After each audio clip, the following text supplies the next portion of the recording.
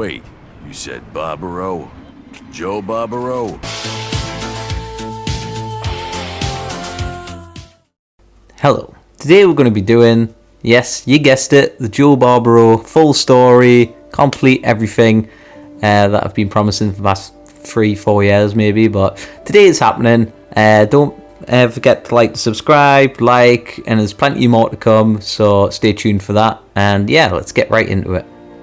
So not much is known about Joe's parents and his upbringing and where he come from, but all I've got is his birthday, which is 1924, and I know that he has a sister as well from his in-game dialogue, and then that he eventually met Vito Scaletta in 1932, around that area of when Vito moved over from San Martino, and he met Vito on the streets of Empire Bay as they both grew up in the same neighbourhood, which was Hunters Point, I believe. And Joe was the neighbourhood bully, but one day they got into a scrap, and then Vito obviously fought back and then gained his respect. And then after that, they became best friends and always looked out for each other. Then that started them on a career prospect of becoming criminals, let's say, as they started off with petty crimes in the neighbourhood, eventually moving up to robbery, which, as we found out at the start of Mafia 2, is when Vito got arrested, when they were breaking into a jewellery store. And then again, he got caught, Joe got away, Vito went to World War II, and then Joe stayed and continued that career path. After Vito got sent away, Joe continued on his road to becoming a criminal and eventually gained enough notoriety to become known into the Clemente family as an associate under Henry Tomasino. And again, that's all we really know between that time and that period. No information's really given about his time whilst he was away, but again, he was hanging around with the Clemente family and eventually gaining enough contacts throughout the city to get Vito some forgery papers so that he doesn't have to go back to World War II. So when Vito returns in 1945, Joe, as the good friend that he is, arrives with him and then starts getting him set up, letting him stay at his apartment, getting him introduced to all the contacts within the Empire Bay, such as Mike Brewski, Giuseppe, all the lot, and obviously gets them famous forgery papers that I was just talking about, and then that means Vito can stay. And then Joe obviously associates with the Clemente family and brings Vito in, introduces him to Henry, and then eventually Luca Guarino, and eventually start working for Luca, and then all is well until both men are given the opportunity to join the Clemente family. All they had to do was pay $1,000 for membership, which we all know is a big scam because you don't have to in real Mafia, which they obviously find out during the at one point in the story. And then they are sent on an assassination against Sidney Penn in Sand Island, and then that leads to Henry Tomasino being shot. Joe and Vito save his life, and then the next morning Vito gets arrested and sent to prison. Joe, obviously being the good friend he is, obviously apprehends Luca. He tells him that there's a witness. He goes and deals with a witness, and again that wasn't enough, so he deals with the rat, Richie Mazzio, takes him out. Vito is then sent down to Hartman Penitentiary, and then angrily, obviously, Joe apprehends Luca, disrespects him in front of his men, and then Luca proceeds to greenlight him. So Joe then skips town, goes down south somewhere. In my opinion, I thought you had went to New Bordeaux. That's when the whole Lincoln thing could happen, but that's a whole different story. He finally comes back in 1950 and then reconnects with Tony Balls, Falcone Soldado, and begins working for him and the Falcone family. Joe then begins building his reputation back up as a Falcone associate, so he starts beginning to work for Eddie, and then gets introduced to Rocco, and then eventually gets introduced to Don Falcone himself. And during his introduction to Don Falcone, there's a coup, an assassination attempt against Falcone from Rocco, and then Joe ultimately saves his life, tracks Rocco down, kills all his men, kills him, and then he's given a pass basically with the Clemente family. because of his hard work for Falcone. So that's his favour paid.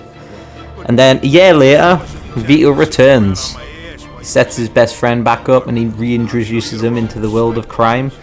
He gets him a new apartment, introduces him to his new contacts, gives him some money, and then obviously hosts that famous welcome home party with our friend Francesco Potenza. And then both men begin working with Eddie Scarpa to sell stolen cigarettes, beating up greasers, and then eventually saving their men from the Clemente family, who they're currently going to war with.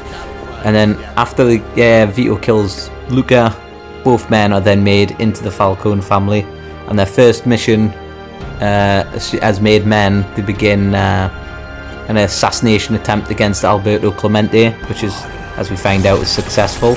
But that ultimately kills one of Joe's friends, Marty, who is an associate and obviously treats us like a younger brother. And then that puts Joe into a bit of a depression as he ends up at the Lone Star bar, and then he drinks himself silly and accidentally kills the bartender Leon, which Vito again cleans up his mess. Not long after, Vito is contacted by Henry Tomasino, who manages to get into the Falcone family after his family was destroyed by Joe and Vito. And later that night, Vito's house is attacked by the Irish mob in retaliation for Brian O'Neill's death back in 1945. And then Vito manages to go get to Joe's. Joe manages to track down where the Irish are located, and together they both wipe out the Irish in Empire Bay. And then Henry Tomasino approaches both men with a grand idea to go into the drug dealing business. So all men agree, considering Vito needs the money. Joe's Joe. And then they go to Bruno Levine, the loan shark of Empire Bay, and gain some money. And they manage to go to the Empire Triads to buy some heroin. And then manage to get ambushed right after the meeting against some unknown associates that we still don't know who tried to rob them. Possibly one of the families, but we never find out. And then eventually Don Falcone finds out about the drug dealing. So Falcone takes his cut from Henry. Henry proceeds to make a meeting in Lincoln Park, but then is killed just before Vito and Joe meet him by the Triads. So obviously Joe being Joe wants revenge, angrily goes to the restaurant, massacres everyone, kills the enforcer Zoom Wong, and managing not to get their money back, but creating a war with the families and the Triads. To make the money back, Joe and Vito take on a high-profile assassination contract, against an informant named of Tommy Angelo. Obviously, that they found out that he might still be getting watched. So they kill him and then get obviously chased by the FBI or the Empire Bay Police Department or whoever's watching them at that point, but manage to escape. So now that they've got the money for Bruno, Vito pays it back, and then Joe goes missing, ultimately kidnapped by the Vinci family and interrogated for wanting more information on why they're being threatened by the Triads, who's responsible in attacking the restaurant, etc, etc. Ultimately, both men escape the construction site, kill all Vinci's men, and escape to El Greco, where Joe proceeds to get treated, and then we don't see him, but Don Falcone approaches Joe at one point, and then gives him a way out, promises him that to become a capo, give him his own crew. All he had to do was kill his former best friend, Vito Scaletta. But then Vito on the other side of town is making a deal with Leo Galante and the Commission to take out Carlo Falcone, so both men would be square. And we don't see Joe until the end, when Vito is about to assassinate Carlo, and then Joe's about to assassinate Vito, because he's been promised that he's going to be a capo in the Falcone family, given his own crew, etc, etc, everything that he's ever wanted.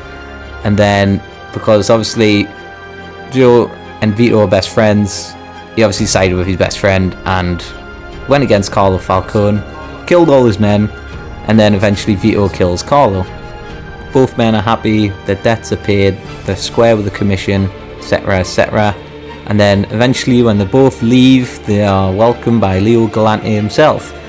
And then again, Joe goes in one car, Peter goes in the other, and then they find out that, in fact, Joe wasn't part of the deal, and then Joe is driven off to this mysterious aurora of is he dead and is he not.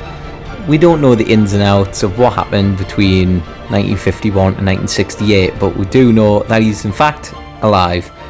Joe's alive, he's Leo's driver. There's many theories that could probably push out there to explain why and what happened, basically, as I've already made. But then Joe's alive as of 1968. Vito doesn't know he's alive, and I think that's probably the best way that they could possibly end their career, basically.